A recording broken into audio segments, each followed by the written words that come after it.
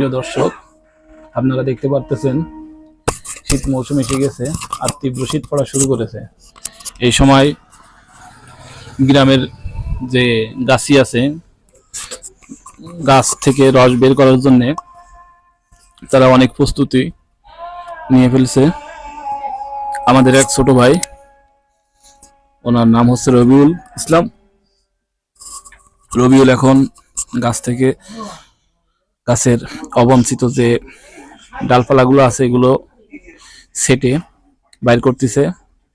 দেখেন, এটাকে বলা হয় ফিতরা। এই ফিতরা কেটে দিচ্ছে এবং গাছের কিন্তু একেবারে মূলের কাছাকাছি চলে গেছে। আর তার কিন্তু স্পেশাল একটা দা আছে, সেই দাটা দিয়ে কিন্তু আপনার এটা করে। এটা অনেক সুন্দর একটা দা। দেখেন তার দাটা কিন্তু দেখতে পারতেছেন, সে খুব দ্রুত কাজ করতেছে আর তার হাতের খুব দক্ষ। যেহেতু আপনার খুব অল্প সময়ের ভিতরে অনেক ডালপালা ছিল, সেগুলো পরিষ্কার করেছে। করে এখন দেখেন গাছের থেকে রস বের করার জন্য সে অনেক কিছু করতেছে। আসলে শীতের যে খেজুরের রস, এটা কিন্তু খুব বিখ্যাত একটা জিনিস বাংলাদেশের। কিছুদিন পরেই আপনার এই গাছ থেকে রস বের হবে। এর আগে তার অনেকগুলো ধাপ অতিক্রম করা লাগবে। যেমন গাছের ছাঁচা লাগবে, এটাকে গ্রামের ভাষায় ছাঁচা বলা হয়। শেষে আপনার ওটাকে একেবারে পরিপাটি সুন্দর করবে। তারপর এটাতে যে রস যেটার থেকে পড়ে,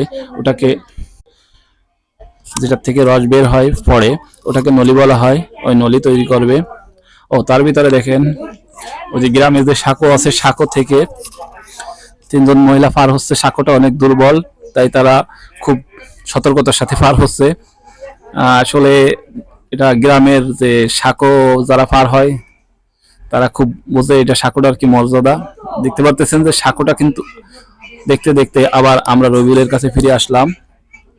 আমাদের রবিউল যে গাছের এবার মাথি আমরা বলি, মাথির কাছে চলে গেছে, ছাঁচতেছে। দেখেন এভাবে ছাঁচার পরে কিছুদিন যাবে শুকানোর পরে ও আবার আপনার এরপর নলি লাগানোর পরে আপনার রস বের হবে।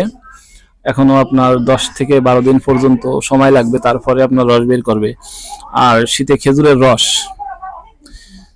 মানে আসলে গ্রামে অনেক একটা মজার ব্যাপার।